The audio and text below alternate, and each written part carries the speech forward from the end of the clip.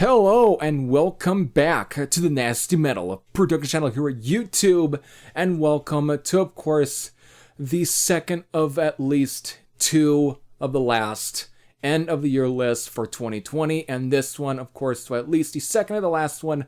This, of course, is the top 10 new wave or traditional heavy metal albums of 2020. So without further ado, let's get in to my top 10. Alright, so coming here at number 10 is Endless Nights, the debut full-length album from Mexican traditional heavy metal band Jaguar. Again, I've done a review on this album. I don't need to really talk too much about it other than I just found this to be a pretty enjoyable, solid traditional heavy metal album. Definitely fine, so really I don't need to talk too much about it. So let's definitely move on to number 9, which is Hard to Stop, the fourth full-length album from Chris Black's most, at least his most popular heavy metal band, High Spirits.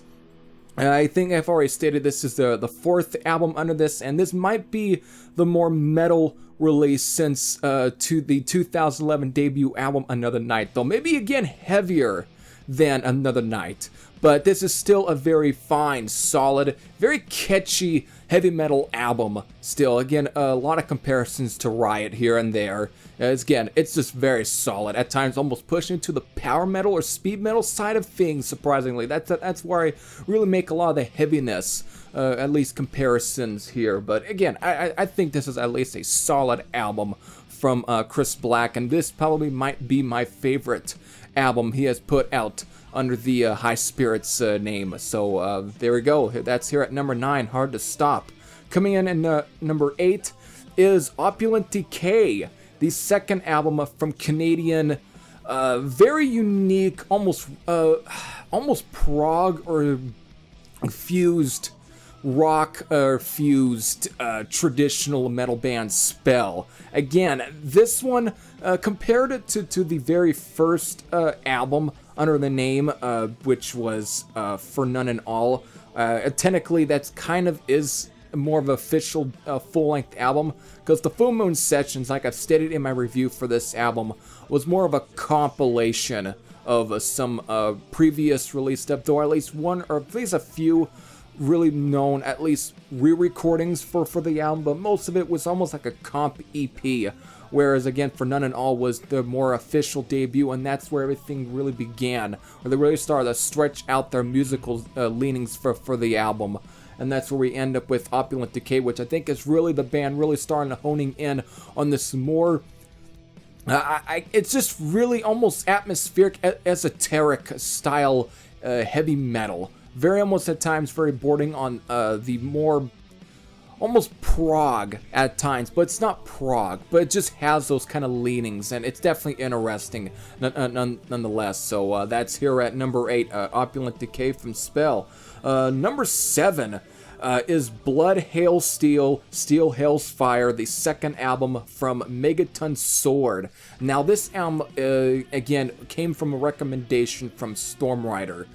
He definitely, Stormrider had recommended me this before I really put it. Again, this whole idea of me doing the top 10 new wave or traditional heavy metal albums of 2020, that idea came from him. So this was most of his idea anyways, because I wasn't thinking about doing this until he brought it up, but this was definitely one of his recommendations, and he wanted me to check this one out before doing this list. And I never really kept up, but this is one of those bands I never really cared to check out, but thanks to him, he definitely pointed me to at least checking these guys out, and these guys are definitely on the epic heavy metal realm of the new wave or traditional heavy metal spectrum.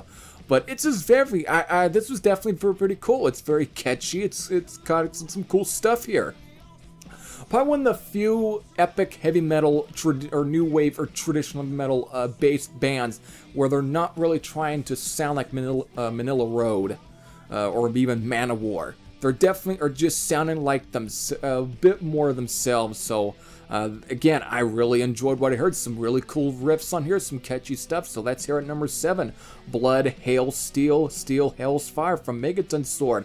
And speaking of some epic heavy metal, coming in at number 6 is 3. The third full-length album from Dexter Ward. Again, I've done a review on this album. I don't need to talk too much about this one, but this is another really cool heavy metal album. Again, definitely more so bordering on the epic metal side, almost at times maybe power metal. It's just really cool. They really are. This is definitely one of those bands where they really are just coming into their own. Again, one of Greece's most I guess I wouldn't say definitive, but definitely one of the more prominent metal bands. So that's here at number 6, 3 from Dexter Ward. Now, finally, we're getting to the top 5 portion of this list, and coming here at number 5, speaking of some more epic heavy metal, it's Ravening Iron, the second full-length album from Eternal Champion. And again, I've done a review on this album. I don't need to talk too much about this one, but this is just a really good album. This was one of those bands, like I've stated, I've never really cared to really keep up with, all because of the Armor of Ire. I thought was, it was a cool album, but didn't do much to at least make me really want to really delve into more or dive in more of the band. But this album just really surprised me, and in many ways it's definitely making me a little bit of a fan. So Ravening Iron, definitely really showing that the band at least has something to them. So that's here at number 5, which is again Ravening Iron from Eternal Champion. Coming in at number 4 is a band that I checked out all on my own. I wish I would have wanted to review this one, but the scheduling is just so tight coming to this channel, and the time that I've got to pull a lot of this stuff, it just seemed pretty late. But I've been following it, at least, I wouldn't say I've been following, but I've been at least keeping up with what these guys were doing, and this is all thanks to the new wave or traditional heavy metal full albums channel here on YouTube. But this is Unchain the Wolf from Road Wolf. Again, their debut full-length album. These guys are based out of Austria. Their debut, though, was a part of that Austrian Heavy Metal Alliance compilation that came out, I think, was it 2013 or 14? Or was it 15? One of those years it came out, and that's where I think I remember hearing them, but I don't think they made much of an impression on me. It's been so long. But what I've heard from the album, especially the song Unchain the Wolf, oh my god. I don't know where these guys have been, but for what this style is, this is some really cool, solid, catchy, traditional heavy metal. I know especially this all comes from vocalist Franz Bauer, who has been with the band since 2016. So definitely after joining in after the Austrian Heavy Metal Alliance album.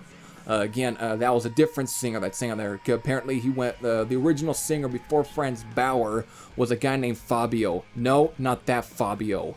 But definitely he shared the same name, and that's probably one of the reasons. He probably wasn't that great, because Franz Bauer just owns a lot of the songs on this album. I know I've seen a lot of people comparing to Rob Halford. Yes, he's got those Halfordisms, but the thing is, he also reminds me a lot of Matt Sinner, who again, one of the German metal singers. Again, bass player, been also in like Gamma Ray and Primal Fear. So yeah, he reminds me a lot of Matt Sinner of Sinner, and he just has that, again, very smooth but still powerful, and still has a voice that really in many ways does a lot of these songs justice. If any people say that there's not very many great singers in the new wave or traditional heavy metal scene, I will definitely put you to, at least gear you towards Road Wolf.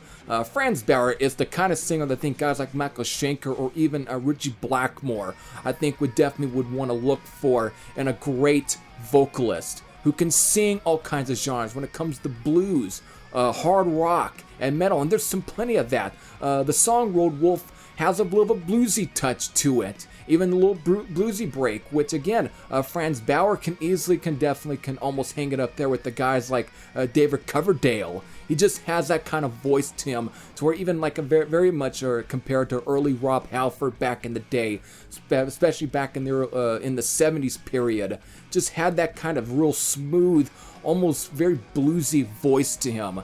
Again, even I guess you can almost make some comparisons to Ronnie James Dio, but I wouldn't try and go that far. But he just has that, and again, of course, there's just plenty of cool stuff on here. Again, I love Curse of the Gypsy, just a nice fucking groove to it. Oh god, that at times almost reminds me a little bit of Ride the Sky from Lucifer's Friend, just in terms of that galloping riff to it. But it's again done more metal. And of course, to Condemn the Rock, which has that sort of AC/DC boogie groove to it too. It's just great. This, just everything about this is fantastic, and it was worthy of being on my top 5 part of this list. So again, that's here at number 4, Unchain the Wolf from Road Wolf. And coming here at number 3 is And the Earth Stood Still, the second full-length album from this Danish female-fronted heavy metal band. Again, when it comes to just great female-fronted metal, a lot of people also talking about Satan's Hollow, which then they apparently changed their name. Was it Midnight Dice? They changed their name too, but that was known for having at least a really great female vocalist. And of course, you know, you always hear me talking about Amy Lee Carlson, formerly of Substratum and now of Solicitor. But Karen Colette Christensen, oh god, she's got a really good set of pipes. Definitely at times remind me a little bit of Leather Leone of Chastain fame. But she's got a great voice, and a lot of this album is heavy, almost at times bordering here and there on like speed and thrash, but just adds that heaviness. It's just great stuff. I really do like this album from Steel Inferno. It's just great. So that's here at number 3, And the Earth Stood Still. So coming in at number 2 is Termination Shock, the second album from Canadian metal band Traveler. And this is definitely one of those bands that have been getting a lot of momentum and a lot of hype from the new wave or traditional heavy metal crowd. Especially the retro heavy metal crowd and so on. Everyone has definitely been clinging on the Traveler, and for a lot of good reasons. This is some solid heavy metal. Definitely almost at times bordering on US power metal, to of course even little touches of Iron Maiden, especially like for example Seventh Son era of Iron Maiden, but just more with more better production and more beefier tones. I like this. I've done a review on this album. I don't need to talk too much about it, but Termination Shock, what a great album. So that's here number 2. So what is my number 1? Well, let's find out. So if Termination Shock wasn't my number 1 for at least of my favorite new wave or traditional heavy metal albums of 2020, then what is my number 1? You know what? This does not need any introduction. Infidel from Ambush, the third full-length album from these guys. I've already done a review on this album. I don't need to talk too much about it, but this is just a good album. I don't know. I love every bit of this stuff. I remember watching one of Harmless Rebels, one of his collection updates where he talked about this album. He did state that there's at least one weak song on the album, that being Hellbiter. But even the weakest song on this album, I still feel is still very enjoyable and is still very good. There really isn't a song in here that I don't like. I've seen many people, basically try and at least pick apart some of this here and there on certain things that they don't like about the sound or some things they do like. But for me, every bit of the sound to me at least sounds perfect to my ears. I just think this is a quality, great album from these guys. If I do have to kind of say I wish Heavy Metal High had been on the album, that was the B-side to Hellbiter. But this is still, no matter what, there's just a lot of good songs on this album for me. I just love it. I do like this a lot better than Desecrator. And I like the Desecrator, don't get me wrong, I like it. But for me, Infidel, I think, just hits a lot of the sweet spots that I feel Desecrator didn't at least hit for me. But I don't want to knock down Desecrator. This is a good album. This is definitely Ambush really just more so really coming in more and more into their self, and I think they're definitely showing that they still have plenty of chops to make other great albums. I think they definitely are showing that they are definitely going to be one of the absolute one of the top tier heavy metal bands of this decade. So once again, I really would love, at least for Ambush, to bring on more albums. That's all I gotta say. But that is my #1 new wave or traditional heavy metal album of 2020. So there you go. There is my top 10 new wave or traditional heavy metal albums of 2020. If you have any thoughts on any of the albums that I at least talked about or showed in this video, again, leave them in the comments section below. But if there's any albums here you haven't even heard or haven't even listened to, again, my enthusiasm throughout some of these albums I talk about should at least give you the indication of what albums maybe you should be going out to check out. So that's all I have to say there. So with that, I hope all of you enjoyed. Let's now get into the top 15 heavy metal albums of 2020, the final end of the year list of 2020. Hope you all enjoyed. This is Every Thrasher Sam out. I'll see you all later. Take care, everyone.